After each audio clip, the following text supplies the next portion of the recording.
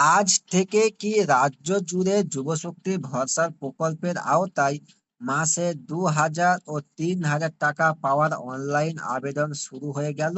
আপনারা অনেকেই প্রশ্ন করছেন এবং সাইবার ক্যাফে ও বিভিন্ন সোশ্যাল মিডিয়ায় খোঁজ নিচ্ছেন যে অনলাইন আবেদন শুরু হয়েছে কিনা। ২২শে জুলাই থেকে আবেদন শুরু ছড়ানো খবরে আসল সত্যতা কি? সরকার কি কোনো অফিসিয়াল গ্যাজেট নোটিফিকেশন প্রকাশ করেছে?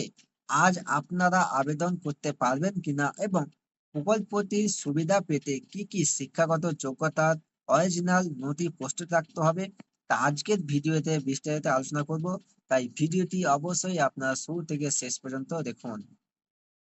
নমস্কার বন্ধুরা, আপনাদের সবাইকে স্বাগত জানাই আমার এই চ্যানেলে। যুবশক্তি ভরসা কার্ড বা যুবশক্তি প্রকল্প নিয়ে সোশ্যাল মিডিয়ায় নানা বিভ্রান্তিকর তথ্য ঘুরে বেড়াচ্ছে। আবেদন শুরু হওয়ার খবরটি কতখানি সত্যি এবং রাজ্য সরকারের তরফ থেকে এই প্রকল্পের আবেদন ও গাইডলাইন নিয়ে অফিসিয়ালি কি জানানো হয়েছে, তা আজ আমরা সহজ ভাষায় তুলে ধরব।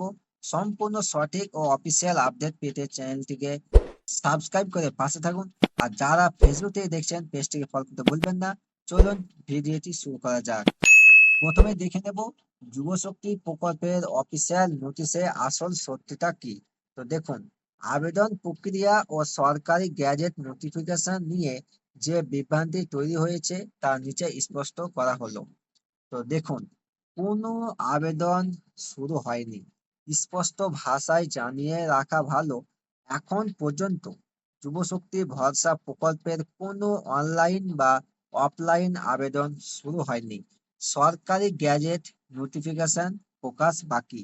যে কোনো সরকারি প্রকল্প চালু হওয়ার আগে রাজ্য সরকার অফিসিয়াল গ্যাজেট নোটিফিকেশন ও গাইডলাইন জারি করে, যেখানে আবেদনের নিয়ম, যোগ্যতা শর্ত ও তারিখ নির্দেশ করা থাকে। কিন্তু যুবশক্তি প্রকল্পের ক্ষেত্রে সরকার এখনো কোনো অফিসিয়াল নোটিফিকেশন প্রকাশ করেনি। এবার দেখুন, অক্টোবর থেকে চালুর পরিকল্পনা। সরকার জানিয়েছিল যে এই প্রকল্প অক্টোবর মাস থেকে চালু করার পরিকল্পনা রয়েছে। মাঝখানে আগস্ট ও সেপ্টেম্বর দুটি পুরো মাস বাকি। তাই গুজবে বিভ্রান্ত হয়ে আবেদন করার জন্য সাইবার ক্যাফে বা দোকানে ছুটাছুটি করার কোনো প্রয়োজন নেই। সরকারি নোটিশ প্রকাশ পেলেই আপনাদের মাধ্যমে সঠিক তথ্য পেয়ে যাবেন।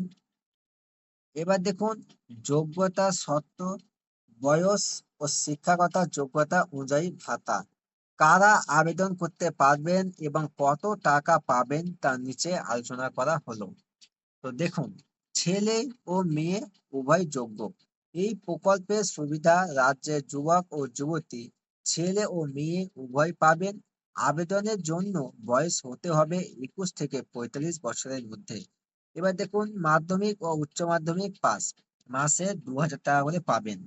তো দেখুন, ন্যূনতম মাধ্যমিক বা উচ্চ মাধ্যমিক পাস যোগ্যতার বেকার যুবক যুবতীরা প্রতি মাসে ২,০০০ টাকা করে ভাতা পাবেন। আর যারা গ্র্যাজুয়েশন বা স্নাতক পাস, তারা মাসে ৩,০০০ টাকা করে পাবেন। তো দেখুন, যারা গ্র্যাজুয়েশন বা স্নাতক ডিগ্রি পাস করেছেন তারা প্রতি মাসে ৩,০০০ টাকা করে ভাতা পাবেন। এবার দেখুন, জরুরি সার্টিফিকেট তুলে রাখার নির্দেশ।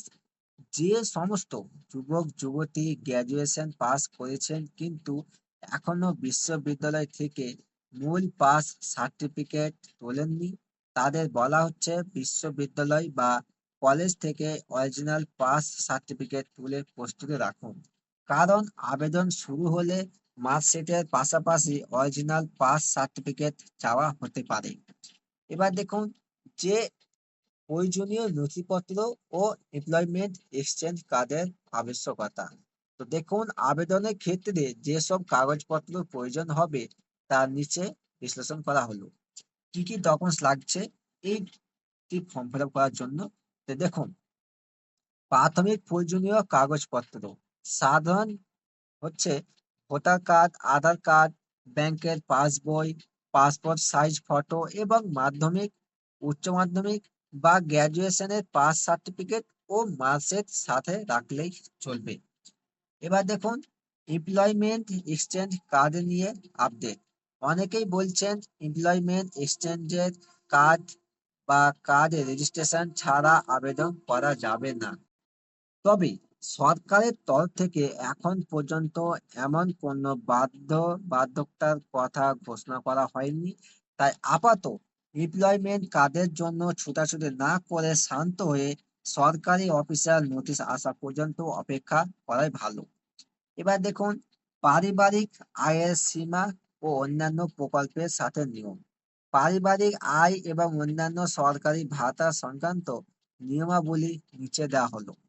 তো দেখুন, পারিবারিক আয়ের সীমা কত হতে হবে। তো দেখুন, বাজেট পেশের সময় বাৎসরিক আয় 1 লক্ষ টাকার কথা বলা হলেও পরবর্তীতে অন্যান্য বক্তব্যের ভিন্ন প্রসঙ্গ উঠে আসে। অফিসিয়াল গ্যাজেট নোটিফিকেশন প্রকাশিত হলেই আয়ের সঠিক নিয়ম 100% স্পষ্ট হবে। এবার দেখুন, অন্যান্য প্রকল্পের সাথে নিয়ম।